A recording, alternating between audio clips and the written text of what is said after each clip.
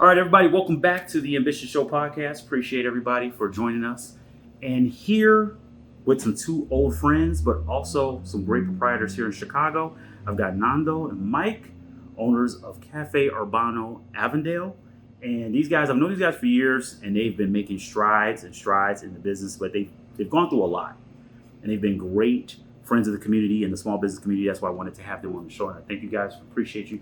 Nando, Mike, appreciate you guys. Thanks for having us, Aaron. Yeah, no, thank you guys for taking the time. And I know you guys are busy, and you're really busy because you just opened up this location.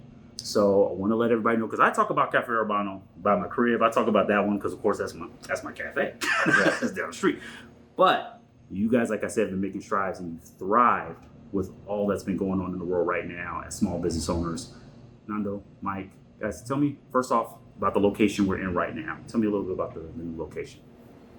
I think we're in a good location here in Avondale. We just opened up 2 months ago. We had a grand opening a week ago. And I think this is a pretty good area to be in. The community seems to be very accepting of us, and we're integrating little by little, getting to know more of our neighbors. It's a spot that I've been looking at for years. I've been wanting to get in here for a long time. Really? I finally seen the opportunity, Okay. and I think we just got really lucky on getting this spot. That's fantastic, man. That's fantastic. Mike, anything to say about the new spot, new location? Don't worry, we're going to give you time to plug the other spot, too. Like you said, we've been looking at this for about 7-8 years now. Just driving by. Yeah. Originally, it was a S&S Deli, Yeah. and then it was Blue Food, which had a great concept. I think it just had a little hiccup with the and immigration issues at the park across, but it happened to work in our favor, and we're just looking forward to planting roots. There you go. There you go. No, and you brought up, it was a really good point. I'm glad you just went into it. And that's what I talked about a little bit earlier about businesses that, unfortunately, we've lost a lot of businesses, a significant number of businesses. Due to everything, you guys have muscled through it, and you've gone through it all. But I would like to get an idea, just going back a second, what made you guys start a cafe? Because cafe business is a tough business. It is. I mean, and no matter, we're not talking about a specific decade. It's always been a tough business. What got you guys to get into the industry? Blind ambition. Yeah, pretty much. I mean, I own Twisted Tattoo. I've been at Twisted Tattoo for we're going on 19 years this year. Congratulations. When we were there, the landlord that we had wasn't doing anything with that corner. It was empty the whole time. And I was telling them that this corner is affecting my business and the community, and having such a good location and then not doing anything with it is almost a sin. Okay. So I'm like, this is a good spot. We should do something with it. I talked them into renting us the corner. And Mike's my best friend, and we have a third one that's out in Hong Kong, but he's always with us in spirit. And we just decided to go into it and see what happened, and luckily for us, everything has been working out pretty good so far. Awesome here, man. And I know you say you guys have a third member, but since we got you guys right here, when it comes to your strengths, because that's the thing about partnerships. I've had a few partnerships in the past, and I know how that can go. Sometimes you're with a person who's kind of like left brain, right brain, and then sometimes you guys are like both working the same side. How do you guys thrive as a partnership? Like, what do you say your strengths, and how do you guys divvy up the work? You want to take this one? He's definitely 90+% of the visual. What do you want to call that? The aesthetics. Aesthetic stuff, yeah. Yeah, because places are all beautiful, by the way. Thank you. Yeah. And I kind of fall back on the food and inventory and stuff like that. It's a little bit more my strong suit. Okay. I think if I wasn't doing it, though, I think he could step up and do it as well. But that's right. He just allows me to do a little bit, so I feel like I contribute. But that's how a partnership works, right? Some you. We both have attributes that we both contribute to the business, and I think we complement each other on how we work. I'm a little fire, he's a little ice. There you go. And sometimes we've got to heat it up, and sometimes we got to cool it down. And then we both jump into play when it's necessary. Exactly. Now, you mentioned food. I'm a foodie for sure. And you just said fire and ice. Let's talk about your menu real quick. Because this is, of course, international. So when people come to Chicago, and we talk about cafes. I go to different cafes and I record from different cafes. Been in Cafe Urbano a few times. If you guys haven't noticed, I posted. I'll tag you more. Oh yeah, I share it. I want to know about your menu. So Nando, Mike, who wants to take us? Who's going to take us through some of the items on the menu? I think the menu is inspired through our city. I think the city is it's just the whole world in our backyard. We have all sorts of cultures. We have all sorts of flavors, and we eat out all the time, and we're all, so we're tasting different things and experiencing different foods and cultures. And I think we take a little bit of here and a little bit of there, and to us it's a mixture of Chicago. Okay, for sure. Love that. Yeah. Love that. Awesome, man. Awesome. What would you say? Well, first off, I'll ask you, Nando, since you just got off the menu. What's your favorite item on the menu? I know they're your babies, but which one's your favorite? My favorite? Oh man, it's gotta be I really like tinga tostadas. Okay. Our cook Jose, he's a phenomenal cook, and he definitely whips up some good stuff for us. The tinga tostadas are great, and my second runner up would probably be the soy chorizo and potato tacos. Okay. It's a little bit it's vegan. Sometimes I like cutting meat out of my diet. And I think that's a good way to do it. That's what's up. Mike, what's your favorite item? I think I'm going. I could probably do the spinach avocado wrap every day. Okay. My new favorite that we haven't put on the menu yet, but I'm doing, it's like a protein bowl. So we now have more capability in our kitchen. So we are doing chicken thighs, and they are char grilled. Oh, nice. The taste is phenomenal. So it's a chicken thighs, some pico de gallo, sour cream, avocado, a little bit of black bean, and mozzarella cheese on top, and that is I've been eating that every day. Thanks for going through all that and not having no plates out talking about sorry, all that food, man. That's rough, bro. When's that hitting the menu, or do you have an idea? What are you guys looking at? Maybe a different season or something? In a week or two or so. Oh, sweet. Yeah, see if he wants to add any tweaks to that. But okay. Yeah, there's a lot of things we want to update right now. We definitely want to try to get into some catering too. Try to expand the menu a little bit. Try to do some grab and goes. Oh, love. Yeah. Just trying to expand the menu. Exactly. You brought up catering. So how do you guys collaborate with other businesses, or do you collaborate with other like local businesses? Like, how does that work? Well, that's a new avenue for us. So we haven't really gone down that street yet. So we're planning to, take it easy with it and figure it out. And eventually we'll see what we can do with the parks, local schools, local businesses, and see how we can collaborate with them. Integrate with the neighborhood. Nice. And do a little bit promoting and marketing online and social media, and I'm pretty sure we'll start picking up the pace with that sooner or later. That's what's up. And you speak of, it's a good point you bring up, working with the local community, especially with the parks, with the schools, park districts, and whatnot.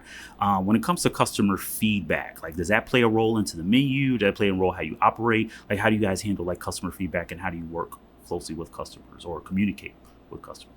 I think that's where we started with the vegan menu. Okay. Yeah. I think the Old Irving neighborhood, Albee Park. I think they were asking for it, and I'm not a vegan. Nando dabbles a little bit more with it. So at first I was a little nervous that a non-vegan is making vegan food, but we've had really good feedback.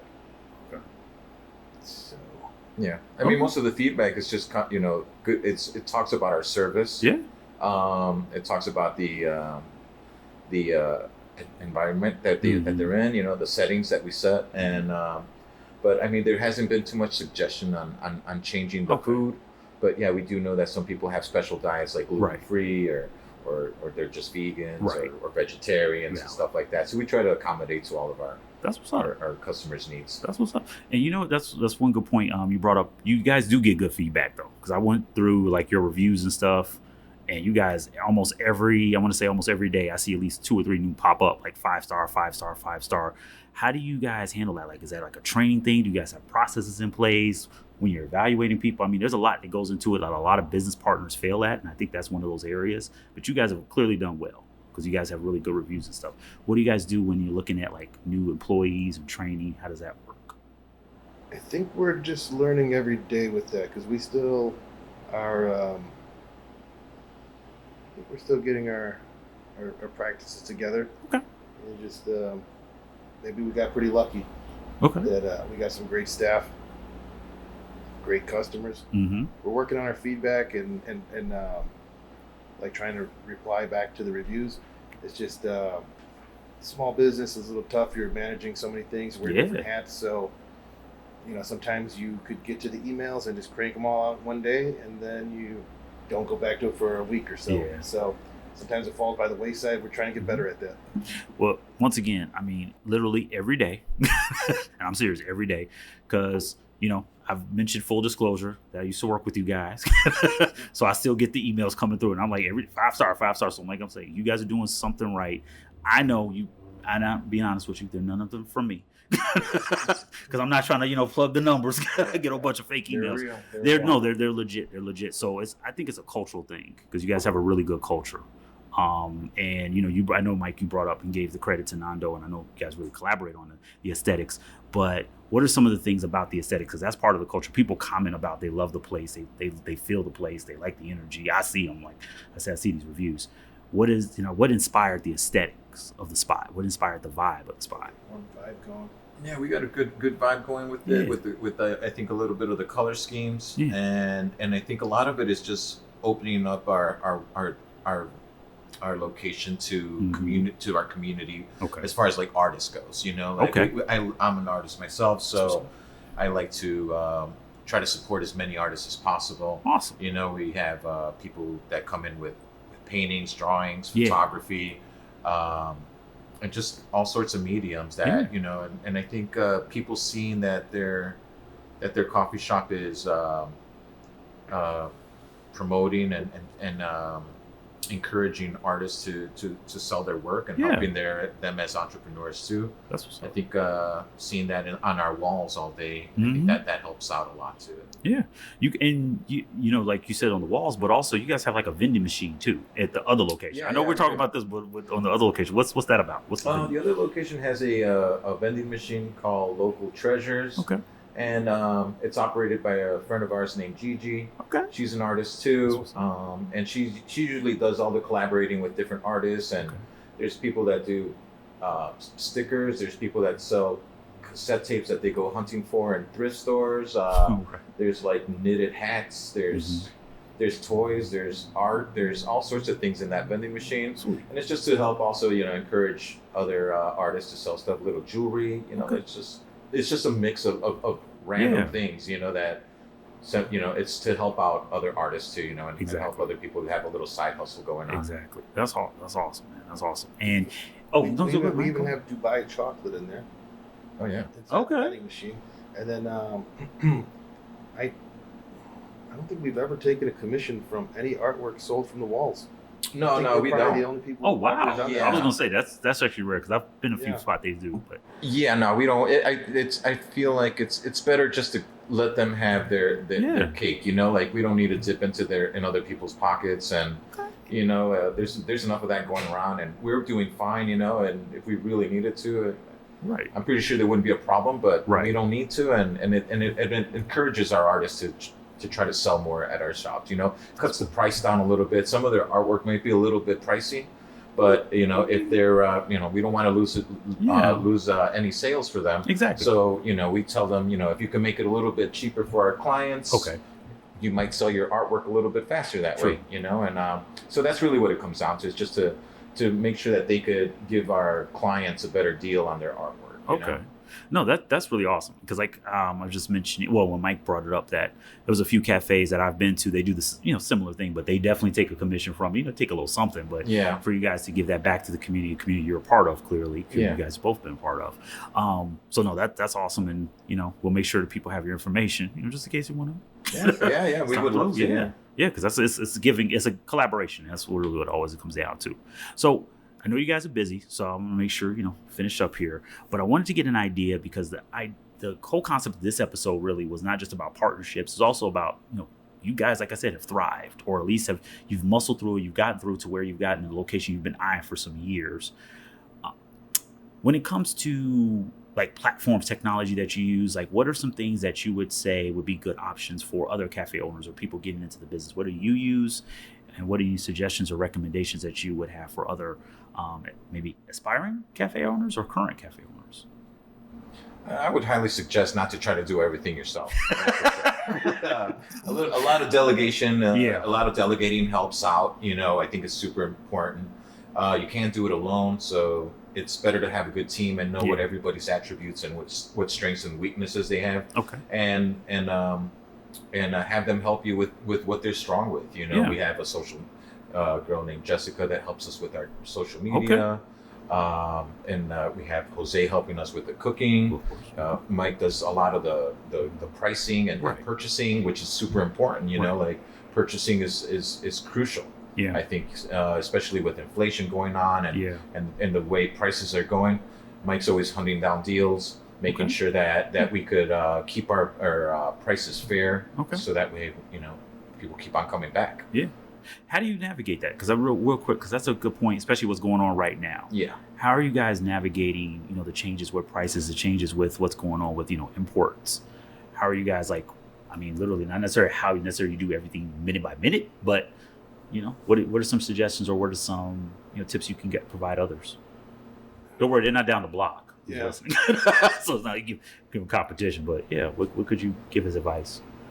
I guess it probably depends which way you're going about it. Like we started this not necessarily for a huge profit. We started it just to survive and pay the staff and have a place for us to go. Because he mentioned, he has a tattoo shop that's maybe 75 feet from the coffee shop, maybe less.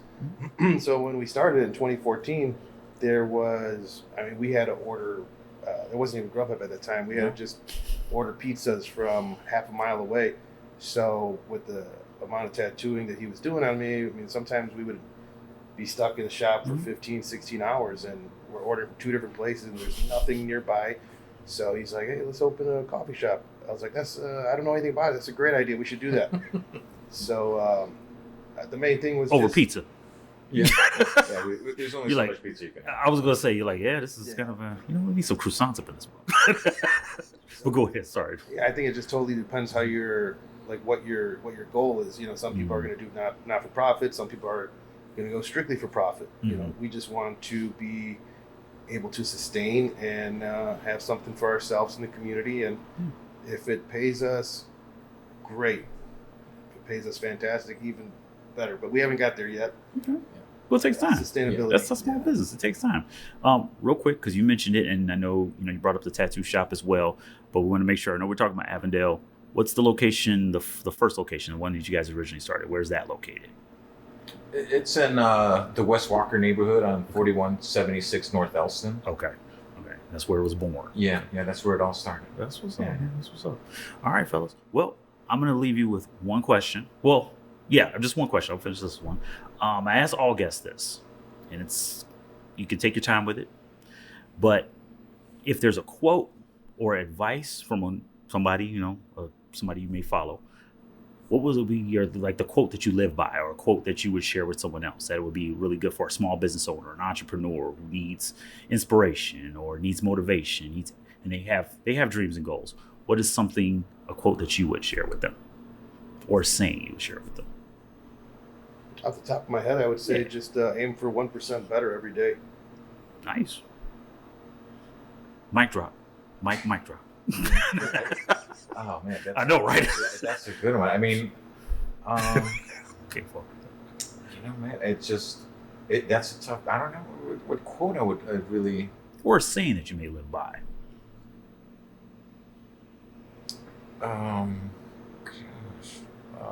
There's a lot of things. Depends on the day, I guess.